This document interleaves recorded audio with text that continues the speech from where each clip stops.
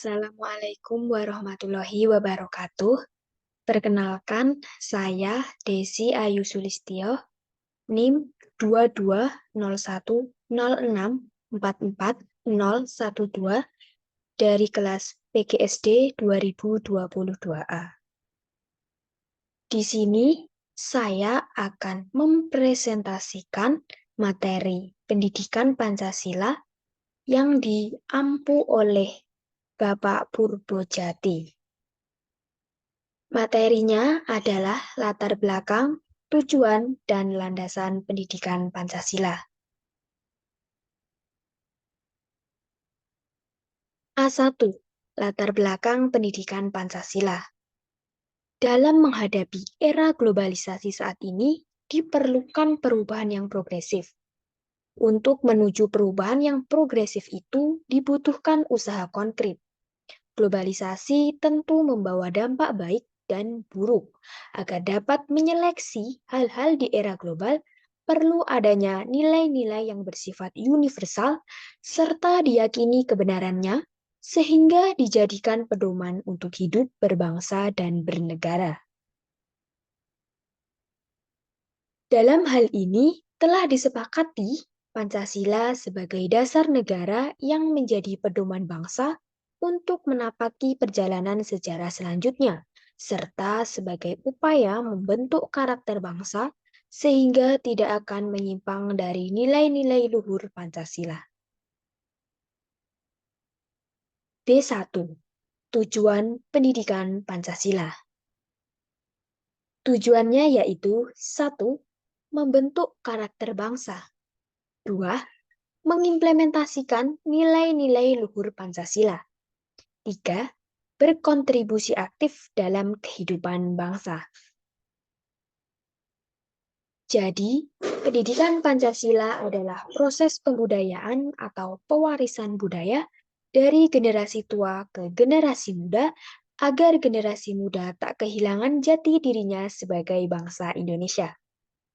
Dikutip dari Noto Nagoro tahun 1980 dengan judul Beberapa Hal Mengenai Falsafah Pancasila, cetakan 9, diterbitkan di Jakarta, Panjoran 7. Pengertian Pancasila. Dalam bahasa Sanskerta, Pancasila terdiri atas kata panca yang artinya 5 dan sila atau shila yang berarti batu sendi atau dasar. Kata sila yang berasal dari kata susila, yaitu tingkah laku yang baik. Dikutip dari Tim MKU Pendidikan Pancasila UNESA tahun 2014 halaman 5. Jadi, menurut saya, Pancasila adalah 5 tingkah laku yang baik. Untuk mencapai nirwana diperlukan 5 dasar atau ajaran, yaitu 1. Tidak boleh melakukan kekerasan. 2. Tidak boleh mencuri. 3. Tidak boleh berjiwa dengki. 4. Tidak boleh berbohong. 5. Tidak boleh mabuk minuman keras. C1. Landasan pendidikan Pancasila. Landasan historis pendidikan Pancasila. Pada tanggal 1 Juni 1945, Insinyur Soekarno berpidato tanpa teks mengenai rumusan Pancasila sebagai dasar negara. Pada tanggal 17 Agustus 1945, Indonesia memproklamirkan kemerdekaan.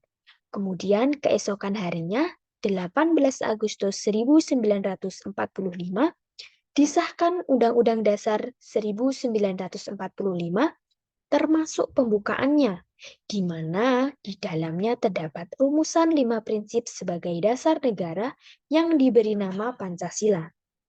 Sejak saat itulah Pancasila menjadi bahasa Indonesia yang umum.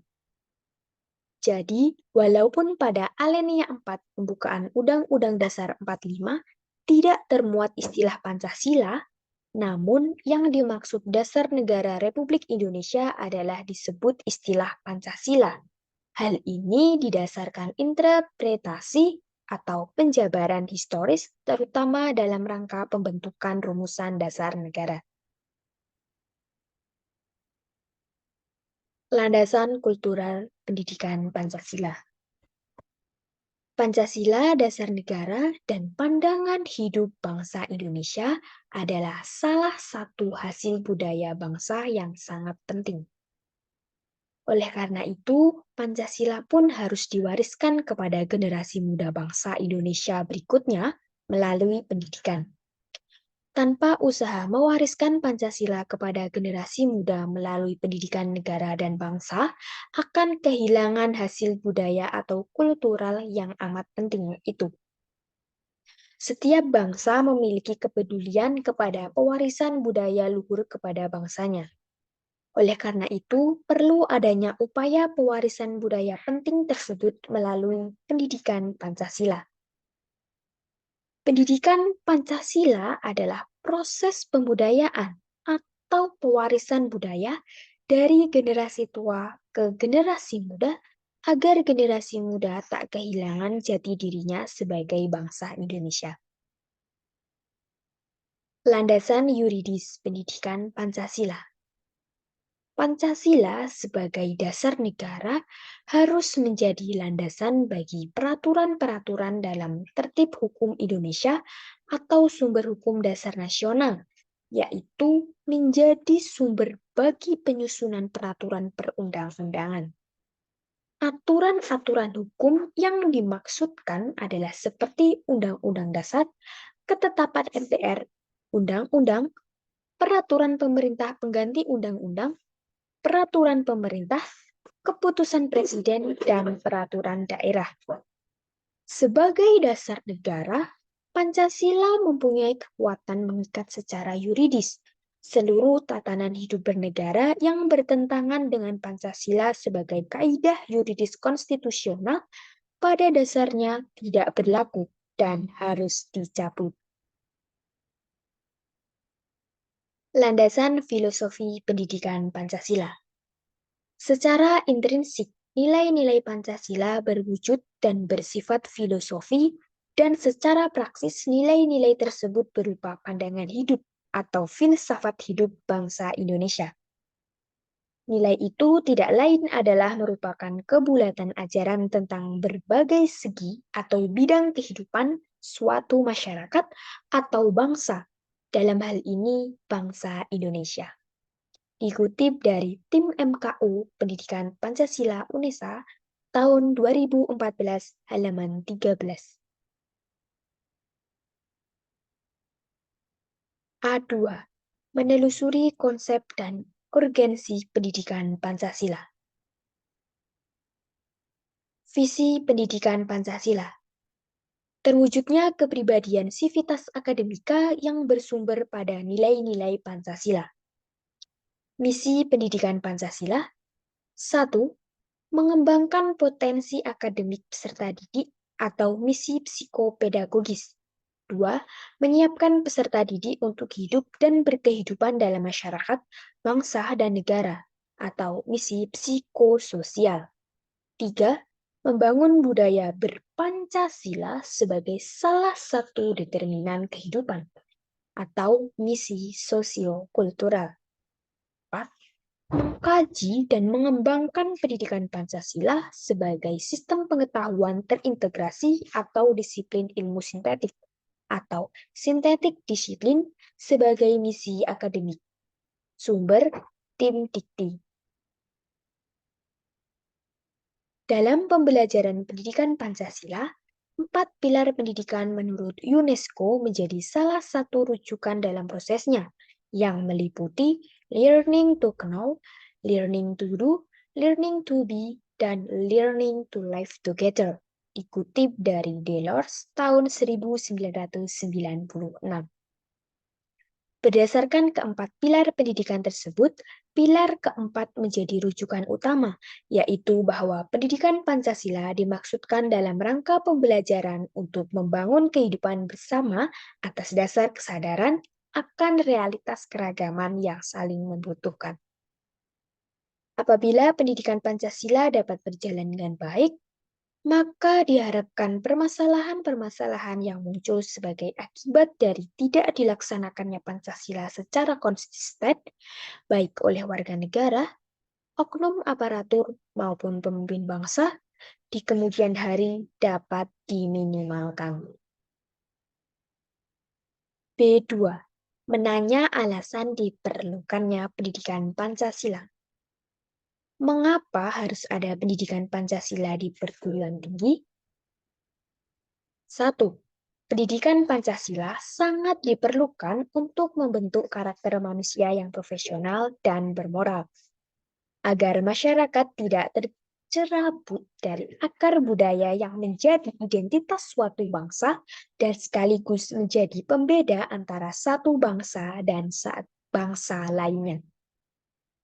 Pentingnya penanaman nilai-nilai ideologi melalui pendidikan Pancasila. 4. Untuk memperkokoh modalitas akademik mahasiswa dalam berperan serta membangun pemahaman masyarakat. Pendidikan Pancasila sebagai bagian dari pendidikan nasional mempunyai tujuan mempersiapkan mahasiswa sebagai calon sarjana yang berkualitas, berdedikasi tinggi, dan bermartabat agar 1. Menjadi pribadi yang beriman dan bertakwa kepada Tuhan Yang Maha Esa. 2. Sehat jasmani dan rohani, berakhlak mulia, dan berbudi pekerti luhur. 3. Memiliki kepribadian yang mantap, mandiri, dan bertanggung jawab sesuai hati nurani. 4. Mampu mengikuti perkembangan iptek dan seni. Serta 5. Mampu ikut mewujudkan kehidupan yang cerdas dan berkesejahteraan bagi bangsanya. Landasan. Dengan demikian, berdasarkan ketentuan dalam pasal 35 ayat 3 Undang-Undang Republik Indonesia Nomor 12 Tahun 2012, ditegaskan bahwa penyelenggaraan pendidikan Pancasila di perguruan tinggi itu wajib dilaksanakan, wajib diselenggarakan, dan sebaiknya diselenggarakan sebagai mata kuliah yang berdiri sendiri dan harus dimuat dalam kurikulum masing-masing perguruan tinggi. Dengan demikian, keberadaan mata kuliah pendidikan Pancasila merupakan kehendak negara, bukan kehendak perseorangan atau golongan, demi terwujudnya tujuan negara. C2. Menggali sumber historis, sosiologis, politik pendidikan Pancasila. 1. Sumber historis pendidikan Pancasila. Implikasinya, pengayaan materi perkuliahan Pancasila melalui pendekatan historis diharapkan mahasiswa dapat mengambil pelajaran atau hikmah dari berbagai peristiwa sejarah, baik sejarah nasional maupun sejarah bangsa-bangsa lain. Dengan pendekatan historis, Anda diharapkan akan memperoleh informasi, inspirasi untuk berpartisipasi dalam pembangunan bangsa sesuai dengan program studi masing-masing. Selain itu, Anda juga dapat berperan serta secara aktif dan arif dalam berbagai kehidupan berbangsa dan bernegara, serta dapat berusaha menghindari perilaku yang bernuansa mengulangi kembali kesalahan sejarah. 2. Sumber sosiologis pendidikan Pancasila. Sukanto, tahun 1982, halaman 19, menegaskan bahwa dalam perspektif sosiologi, suatu masyarakat pada suatu waktu dan tempat memiliki nilai-nilai yang tertentu. Melalui pendekatan sosiologis ini pula, Anda diharapkan dapat mengkaji struktur sosial, proses sosial, termasuk perubahan-perubahan sosial, dan masalah-masalah sosial yang patut disikapi secara arif dengan menggunakan standar nilai-nilai yang mengacu kepada nilai-nilai Pancasila. Bung Karno menegaskan bahwa nilai-nilai Pancasila digali dari bumi pertiwi Indonesia, Dengan kata lain, nilai-nilai Pancasila berasal dari kehidupan sosiologis masyarakat Indonesia. 3. Sumber yuridis pendidikan Pancasila. Negara Republik Indonesia adalah negara hukum atau restat, dan salah satu cirinya atau istilah yang bernuansa bersinonim yaitu pemerintahan berdasarkan hukum atau rule of law. Pancasila sebagai dasar negara merupakan landasan dan sumber dalam membentuk dan menyelenggarakan negara hukum tersebut. Hal tersebut berarti pendekatan yuridis atau hukum merupakan salah satu pendekatan utama dalam pengembangan atau pengayaan materi mata kuliah pendidikan Pancasila. 4. Sumber politik pendidikan Pancasila. Pancasila dalam tataran tertentu merupakan ideologi politik, yaitu mengandung nilai-nilai yang menjadi kaidah penuntun dalam mewujudkan tata tertib sosial politik yang ideal. Melalui pendekatan politik ini, Anda diharapkan mampu menafsirkan fenomena politik dalam rangka menemukan pedoman yang bersifat moral yang sesuai dengan nilai-nilai Pancasila untuk mewujudkan kehidupan politik yang tepat, yang sehat. D2. Membangun argumen tentang dinamika dan tantangan pendidikan Pancasila. 1. Dinamika pendidikan Pancasila. Dalam era kepemimpinan Presiden Soeharto, terbit Instruksi Direktur Jenderal Perguruan Tinggi Nomor 1 Tahun 1967 tentang pedoman penyusunan daftar perkuliahan yang menjadi landasan yuridis bagi keberadaan mata kuliah Pancasila di perguruan tinggi. Keberadaan mata kuliah Pancasila semakin kokoh dengan berlakunya Undang-Undang Republik Indonesia Nomor 2 Tahun 1989 tentang Sistem Pendidikan Nasional yang pada pasal 39 ditentukan bahwa kurikulum pendidikan tinggi harus memuat mata kuliah pendidikan Pancasila. Kemudian, terbit peraturan pelaksanaan dari ketentuan yuridis tersebut, yaitu khususnya pada pasal 13 ayat 2 Peraturan Pemerintah Republik Indonesia Nomor 60 Tahun 1999 tentang Pendidikan Tinggi, CO Pasal 1 SK Dirjen Dikti Nomor 467 Dikti garis miring 1999 yang substansinya menentukan bahwa mata kuliah pendidikan Pancasila adalah mata kuliah yang wajib ditempuh oleh seluruh mahasiswa, baik program diploma maupun program sarjana. 2. Tantangan pendidikan Pancasila. Tantangan ialah menentukan bentuk dan format agar mata kuliah pendidikan Pancasila dapat diselenggarakan di berbagai program studi dengan menarik dan efektif. Tantangan ini dapat berasal dari internal perguruan tinggi, misalnya faktor ketersediaan sumber daya, dan spesialisasi program studi yang makin tajam, yang menyebabkan kekurang tertarikan sebagian mahasiswa terhadap pendidikan Pancasila. Adapun tantangan yang bersifat eksternal antara lain adalah krisis keteladanan dari para elit politik dan maraknya gaya hidup hedonistik di dalam masyarakat.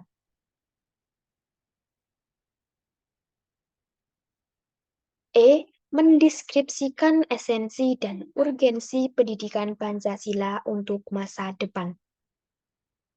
Mata kuliah pendidikan Pancasila adalah pendidikan untuk memberikan pemahaman dan penghayatan kepada mahasiswa mengenai ideologi bangsa Indonesia.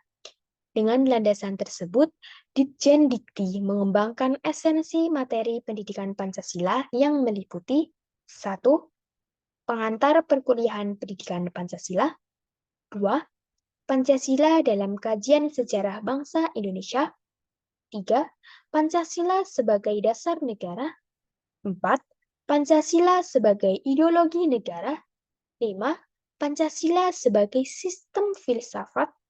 6. Pancasila sebagai sistem etika. 7. Pancasila sebagai dasar nilai pengembangan ilmu.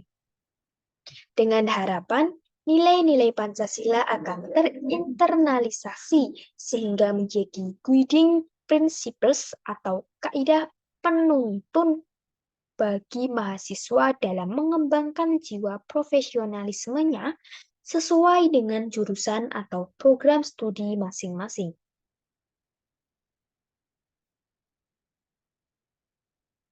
Berikut adalah daftar pustaka yang digunakan dalam penyusunan PPT ini. 1. Tim MKWU Pendidikan Pancasila UNESA tahun 2017 dengan judul Pendidikan Pancasila, penerbit UNESA University Press, anggota IKPI nomor 060 /CTI /97, anggota APPTI nomor 133 KTA APPTI X/2015, Kampus UNESA Ketintang, Gate C15 Surabaya. Telepon 031 8288 8280009 X 109, fax 031 82888598, ISBN 9786024490379, halaman 1-291. 2. Tim MKWU Pendidikan Kewarganegaraan UNESA tahun 2016 dengan judul Pendidikan Kewarganegaraan untuk Perguruan Tinggi, cetakan kedua, penerbit Unipress UNESA Surabaya, halaman 1-2. 3. Noto Nagoro tahun 1980 dengan judul Beberapa Hal Mengenai Filsafat Pancasila, cetakan 9, diterbitkan di Jakarta oleh Pajoran 7. 4. Tim Pendidikan Pancasila UNESA tahun 2014 berjudul Pendidikan Pancasila, cetakan ke-7, penerbit UNESA University Press, anggota IKPI ISBN 9789790286276 Surabaya. 5. Kementerian Riset Teknologi dan Pendidikan Tinggi Republik Indonesia Direktorat Jenderal Pembelajaran dan Kemahasiswaan tahun 2016 berjudul Pendidikan Pancasila untuk Perguruan Tinggi, penerbit Direktorat Jenderal Pembelajaran dan Kemahasiswaan Kementerian Riset dan Teknologi dan Pendidikan Tinggi ISBN 9786024700207, halaman 1-326. Demikian presentasi dari saya. Ada kurangnya, saya mohon maaf yang sebesar-besarnya. Akhir kata, wassalamualaikum warahmatullahi wabarakatuh.